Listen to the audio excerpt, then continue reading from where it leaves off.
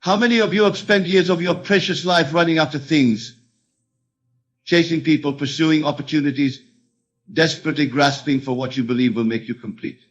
How many sleepless nights have you endured, wondering why your efforts seem to yield so little fruit? Tonight, I tell you that this exhausting pursuit is not only unnecessary, but counterproductive to the very thing you seek to achieve. The universe operates on principles far more elegant and effortless than the struggle you have been taught to embrace. These principles are not mystical abstractions, but concrete laws, as reliable as the law of gravity itself. When you understand that everything in your external world is but a reflection of your internal state of consciousness, you begin to grasp why chasing creates distance, while attraction creates unity. Consider for a moment the nature of attraction itself. When you observe the natural world, you see that like attracts like with perfect precision. The earth attracts objects to its surface not through effort or strain, but through its very nature, its inherent gravitational field. Similarly, you possess within yourself a field of consciousness that attracts experiences, people, and circumstances that matches frequency and quality. But here lies the great misunderstanding that has caused so much unnecessary suffering in the world. Most people believe that they must first change their external circumstances in order to feel differently inside. They think they must first acquire the relationship, the wealth, the recognition, the health, and then they will finally experience the joy, peace, love, and fulfillment they seek. This is exactly backwards from how the universe actually functions. Your consciousness is the cause and your external world is the effect. Your feelings, your mental states, your assumptions about yourself and life are the creative forces that shape and mold your experience. When you chase something, you are operating from the consciousness of lack, from the assumption that you do not have what you seek. And the universe, being perfectly responsive to consciousness, continues to give you experiences that confirm this assumption of not having. This is why the harder you chase, the more elusive your desire becomes. This is why desperation repels while confidence attracts. This is why those who seem to effortlessly receive what they want are not necessarily more deserving or fortunate, but are operating from a different state of consciousness altogether. Now, what does it mean to attract rather than chase? Attraction begins with a fundamental shift in your understanding of yourself and your relationship to your desires. Instead of seeing yourself as separate from what you want, you must come to recognize that in the realm of consciousness, you and your fulfilled desire are one. This is not philosophical speculation, but practical metaphysics. When you desire something, that very desire indicates that in the infinite field of possibilities, a version of you already exists who has that thing. Your work is not to chase this version of yourself, but to become conscious of it, to feel what it would feel like to be that person, to think the thoughts that person would think, to walk through life with the quiet confidence that comes from knowing you already are who you wish to be. This requires what I call living in the end. Instead of focusing on the process of getting, you focus on the feeling of having. Instead of wondering how and when your desire will manifest, you cultivate the inner conviction that it already has manifested, at least in the realm of consciousness, which is the only realm that truly matters because it is the realm from which all physical manifestation springs. But let me be clear about what this means practically. Living in the end does not mean pretending or engaging in wishful thinking. It means cultivating the actual feeling state, the actual consciousness of already being the person who has what you desire. It means training your imagination to accept as true what your senses may not yet confirm. Your imagination is not mere fantasy. Your imagination is the creative power of God within you. Every single thing that exists in your physical world was first imagined. Every building, every invention, every relationship, every circumstance began as an imaginal act.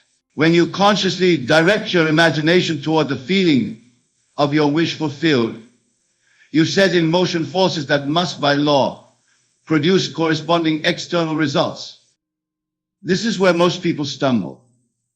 They attempt to use their imagination sporadically, perhaps during a few minutes of visualization, and then spend the rest of their day dwelling in old patterns of thought and feeling that contradict their desire. They wonder why their imagination seems powerless, never realizing that imagination is always working, always creating, always manifesting whatever feeling state they most consistently inhabit. The secret of attraction lies in persistence of assumption. You must persist in the assumption that you already are who you want to be. You already have what you want to have, regardless of what your current circumstances might suggest. This persistence is not effortful striving, but rather a gentle, consistent return to the feeling of the wish fulfilled whenever you notice your consciousness has wandered into states of lack or limitation. Think of it this way. If you were absolutely certain that a dear friend was coming to visit you tomorrow, how would you feel today? You would feel peaceful, perhaps excited, certainly not worried or anxious about whether they would arrive. You would simply know they were coming and would naturally prepare for their arrival. This is exactly the consciousness you must maintain regarding your desires. Not the desperate hope that they might manifest, but the quiet certainty that they already are manifesting. This certainty cannot be forced or manufactured through mental effort. It emerges naturally when you truly understand that consciousness is the only reality, and that everything else is just consciousness pushed out, made visible. When you grasp that you are not a physical being having spiritual experiences, but rather a spiritual being having physical experiences, the whole game changes.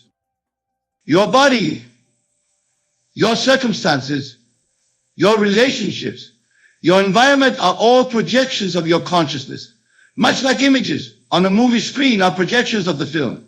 If you want to change what appears on the screen, you do not manipulate the screen itself. You change the film. Similarly, if you want to change your external world, you do not manipulate external conditions. You change your consciousness. This is why chasing is futile and attraction is inevitable. When you chase, you are trying to change the screen while leaving the film unchanged. When you attract, you change the film, and the screen must change accordingly. There is no choice in the matter. Consciousness always externalizes itself. It cannot do otherwise. But what about action, you might ask? Should you take no action at all? Of course you should take action. But the quality and nature of that action will be completely different when it springs from the consciousness of already having rather than the consciousness of trying to get. Action taken from the state of having is inspired action. It feels natural, effortless, joyful. You are moved to act not from desperation or fear of missing out, but from the overflow of your fulfilled consciousness. When you are truly living in the consciousness of your wish fulfilled, the right actions will suggest themselves to you. The right opportunities will present themselves. The right people will enter your life. But these will not feel like coincidences or strokes of luck. They will feel like the natural unfolding of what was always meant to be. This brings us to one of the most beautiful aspects of living by attraction rather than chase. You will discover that what comes to you is always better than what you were chasing. When you release the need to control exactly how and when and through whom your good comes to you, you have infinite inches to orchestrate circumstances in ways far more wonderful than your limited human mind could have devised. How many times have you been disappointed when something you were chasing did not materialize, only to later realize that something far better was waiting for you? How many times have you received exactly what you needed at exactly the right moment, even though it did not come in the form you expected? This is the universe conspiring in your favor. But it can only do so when you release the tight grip of trying to control outcomes and instead trust the perfect intelligence that governs all manifestation. The key to this trust lies in understanding that your desires are not arbitrary ones imposed upon an unwilling universe. Your desires are actually the universe calling you toward greater expressions of yourself. Every genuine desire you have is a preview of something that already exists for you in the realm of infinite possibilities. You would not be capable of wanting something that was not already yours in consciousness. This is why what belongs to you will find you. It is not really separate from you. It is you pushed out, made manifest.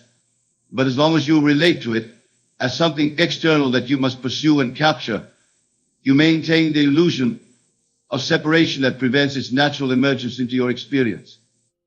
Think of the sun and its rays. The rays are not separate from the sun trying to reach it. They are the sun itself, extended. Similarly, your good is not separate from you. It is you yourself, extended into form and experience. When you realize this, the whole frantic energy of chasing dissolves into the peaceful recognition that you need only be yourself fully. And everything that is yours by divine right will naturally flow into your experience. But being yourself fully does not mean remaining as you have always been. It means becoming conscious of who you really are beneath all the limitations you have accepted about yourself. It means recognizing that the person who already has what you desire is not some future version of you, but your true self, temporarily obscured by false beliefs and assumptions. Every limitation in your life exists only because you have accepted it as true. Every lack, every problem, every frustration is simply the outpicturing of a limiting belief you have unconsciously maintained. But here is the wonderful news. Since consciousness is the only cause, you can change any condition by changing your consciousness of it. This does not mean denying what appears to be true in your external world. It means recognizing that what appears to be true is only relatively true only as long as you continue to give it the consent of your consciousness. The moment you withdraw that consent and begin to consciously assume something different, you initiate a change that must manifest externally. Let me give you a practical example of how this works. Suppose you desire a loving relationship but find yourself continually attracting partners who are unavailable or unsuitable. The chasing approach would have you trying harder to find the right person, perhaps changing your appearance, your social circles, your dating strategies. But all of this effort springs from the consciousness that you are someone who does not have love, someone who must search for it outside yourself. The attraction approach requires you to first become conscious of yourself as someone who is already deeply loved and cherished. Not by any specific person, but by life itself, by the universe, by the very consciousness that you are. When you truly feel this love for yourself, when you recognize your own inherent lovability and worth, you will naturally attract people who reflect this consciousness to you. But the miracle goes even deeper than this. When you are truly filled with self-love and self-acceptance, you may discover that you no longer need another person to complete you. You may find that the relationship you attract is not born from neediness or loneliness, but from genuine joy and the desire to share your overflow of love with another. This creates an entirely different quality of relationship, one based on freedom rather than dependency, on choice rather than desperation. This principle applies to every area of life.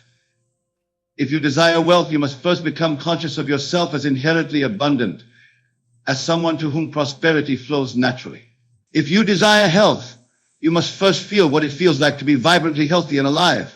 If you desire recognition for your talents, you must first recognize and appreciate your own gifts without waiting for external validation. Do you see the pattern? In every case, you must become internally what you wish to experience externally. This is not about earning or deserving. This is about aligning your consciousness with the truth of what already exists in the infinite field of possibilities.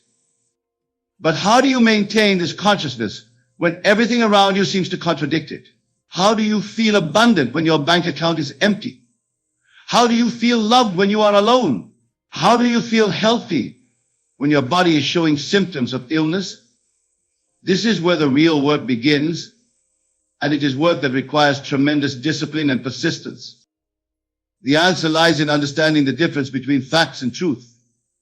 Facts are the current conditions visible to your senses. Truth is what is possible in consciousness. Facts change constantly. Truth is eternal. When you live by facts, you remain imprisoned by current conditions. When you live by truth, you become a conscious creator of new conditions. This does not mean you ignore practical realities or become delusional. It means you recognize that practical realities are simply the current picturing of past consciousness, while your present consciousness is creating your future realities. You deal appropriately with current facts, while inwardly dwelling in the truth of what you are becoming. This brings us to the crucial understanding that manifestation takes time. There is always an interval between the shift in consciousness and its full expression in your external world. During this interval, you must maintain your new consciousness despite appearances that might suggest nothing is changing. This is the test that determines whether you will successfully attract what you desire or fall back into old patterns of chasing. Most people give up during this interval. They assume their new way of thinking is not working and revert to old methods of struggle and effort. But those who persist, who continue to live in the consciousness of their wish fulfilled, regardless of external appearances, always see their assumption manifest in their experience. This persistence is made easier when you understand that the interval serves a purpose. It allows the universe to rearrange itself to accommodate your new consciousness. It allows you to become fully established in your new self-concept before external circumstances change. It ensures that when your manifestation appears, you will be truly ready to receive and maintain it. During this interval, you may notice subtle changes beginning to occur. New people may enter your life. New opportunities may present themselves. Your own thoughts and reactions may begin to shift. These are signs that your new consciousness is taking root and beginning to externalize itself. Trust these signs even when the full manifestation has not yet appeared. Remember, the universe is always working in your favor, but its methods are often different from what your human mind expects. What looks like delay may actually be divine timing. What seems like rejection may actually be redirection towards something better. What appears to be failure may actually be preparation for greater success. This is why attraction requires faith, but not blind faith. It requires faith based on understanding.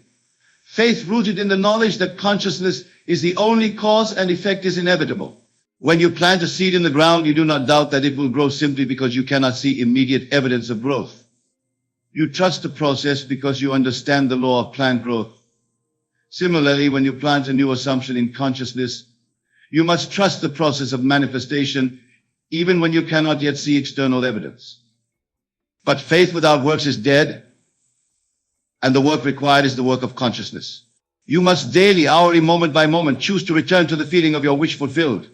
You must catch yourself when your thoughts drift into old patterns of lack and limitation and gently redirect them toward the consciousness of already having what you desire. This is not always easy, especially in the beginning. Your old consciousness has momentum. It has been practiced for years, perhaps decades. It will not give up without resistance. But every time you choose the new consciousness over the old, you weaken the old patterns and strengthen the new ones. Eventually, living in the consciousness of your wish fulfilled becomes as natural as breathing. And what happens then is truly miraculous. You will begin to notice that circumstances arrange themselves to support your new consciousness. People will offer help without being asked. Opportunities will present themselves at exactly the right moment. Obstacles that once seemed insurmountable will simply dissolve. What you once chased will begin to chase you. This is not metaphor. This is the literal operation of spiritual law.